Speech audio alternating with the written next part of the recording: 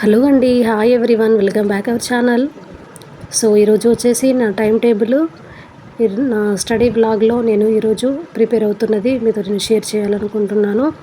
So ఈరోజు వచ్చేసి morning లేచి ఇంకా పనులన్నీ ముగించుకొని ఇంకా ఈరోజు కొంచెం వర్క్ బాగుండే.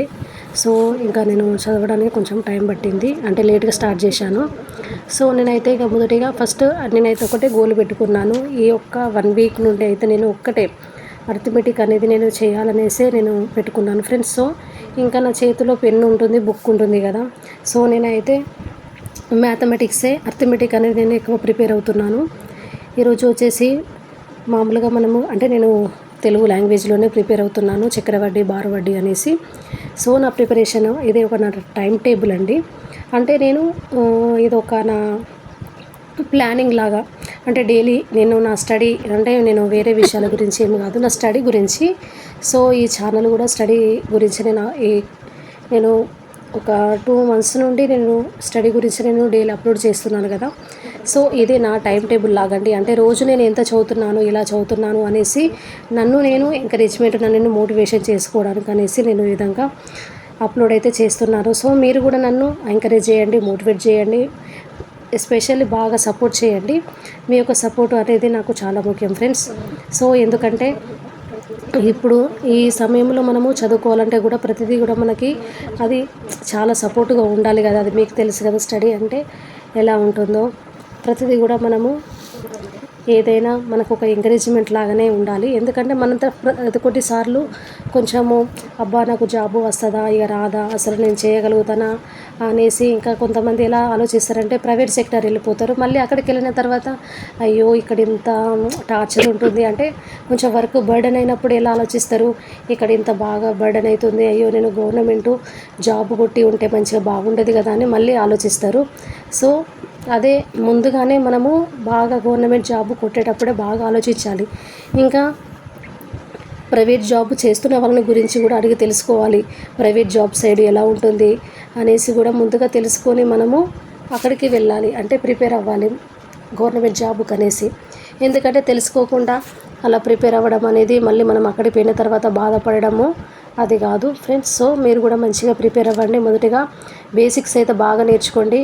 ఎందుకంటే మనము జనరల్ అవేర్నెస్ అనేది ఎంత చదివితే అసలు ఎక్కడెక్కడి నుండో ఇస్తాడో మనకు అర్థం కాదు. కొన్ని ఇయర్స్ గుర్తుపెట్టుకోవాలి.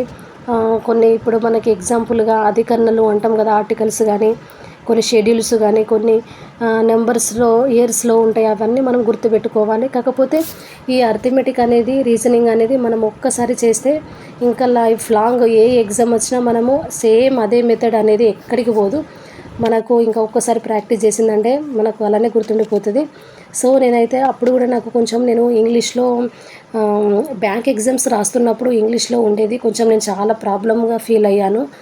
అందుకనే అంటే నాకు కొంచెం టైము నెగిటివ్ మార్క్ ఉండేది, అందుకే చాలాసార్లు బాధపడ్డాను. ఇక తర్వాత మళ్ళీ మన టీఎస్పీఎస్సీ గ్రూప్స్ కానీ ఇవి రాయడం అనేది నేను స్టార్ట్ చేశాను కదా, అప్పటి నుండి ఇంకా సో నాకు ఇక 10th వరకు తెలుగు మీడియమే కాబట్టి సో నేను ఇంకా తెలుగులోనే ప్రిపేర్ అవుతే బాగుంటుంది అనేసి నేను ఇంకా ఈ విధంగా అయితే డిసిషన్ తీసుకున్నాను.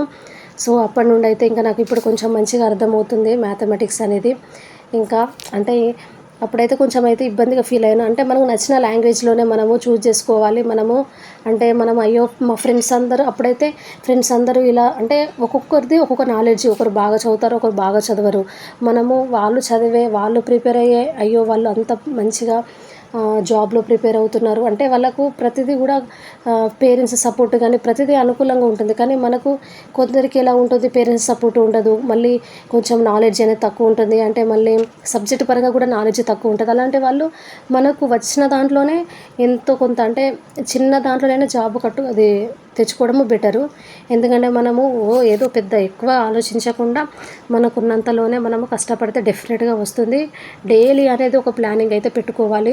అంటే నైట్ పడుకునే ముందే మనము ఒక ప్లానింగ్ లాగా రేపు నేను మార్నింగ్ ఏం చేయాలి, ఇది చదవాలి, ఇలా ఇది ప్రాక్టీస్ చేయాలి అనేసి మనం అనుకుంటూ ఉండాలి. ఇంకా దాన్ని మనము ఇంకా అలా వదిలేసి ఇక ఎగ్జామ్స్ అప్పుడే ప్రిపేర్ అవ్వడం అంటే చాలా కష్టం. సో ఇంకా మీరు కూడా ఇప్పుడు ఒక టైం టేబుల్ ప్రకారంగా అనేసి మనము పెట్టుకోవాలి. సో నేను కూడా ఈ డైలీ నా యొక్క వీడియోస్ అనేవి డైలీ నేను ఒక టైం టేబుల్ లాగా ఒక ఛాలెంజ్ లాగా పెట్టుకుంటున్నాను. సో ఇంకా ప్లీజ్ ఎవరైతే కొత్తగా నా ఛానల్ని చూస్తున్నారో లైక్ చేయండి, సబ్స్క్రైబ్ చేయండి ఫ్రెండ్స్. మీ ఒక చిన్న లైక్ కూడా కొట్టండి. ఎందుకంటే మీరు ఇచ్చే ఒక ఎంకరేజ్మెంట్ ద్వారా నాకు కూడా ఇంకా మంచిగా చదువుకోవాలనిపిస్తుంది కదా. ఎందుకంటే అది ఒకరికొకరు మోటివేషన్ లాగానే కదా. నాకైతే అప్పుడు నేనైతే కాలేజీలో ఉంటున్నప్పుడు సార్ ఉండేవాడు, ఒక భూషణం సార్, కెమిస్ట్రీ సార్ అనేసి, చాలా ఇలా చదవాలరా అలా చదవాలరా ఇలా అనేసి బాగా నేనైతే ఊరికే సార్ దగ్గరికి వెళ్ళి నాకు ఒక బుక్ తీసుకొని వెళ్ళేదాన్ని. సార్ నాకు ఒక టైం టేబుల్ పెట్టండి సార్, నేను ఆ టైం టేబుల్లో ఖచ్చితంగా చదువుకుంటాను అనేసి. సో సార్ అయితే చాలా ఎంకరేజ్మెంట్ చేసేవాడు, మోటివేట్ చేశాడు పాపం. కానీ బ్యాడ్ సార్ కొంచెం కరోనా టైంలో చనిపోయారు. ఎందుకంటే ఇట్లా మనము ఇక మనకంటే పెద్దవాళ్ళు ఎవరైనా మనకి ఎంకరేజ్మెంట్ కానీ మోటివేషన్ కూడా చేస్తుంటే మనకు కూడా చదవాలనిపిస్తుంది కదా. సో నన్ను కూడా మంచిగా ఎంకరేజ్ చేయండి. ఇంకా ఓకే అండి, by by, thank you for watching.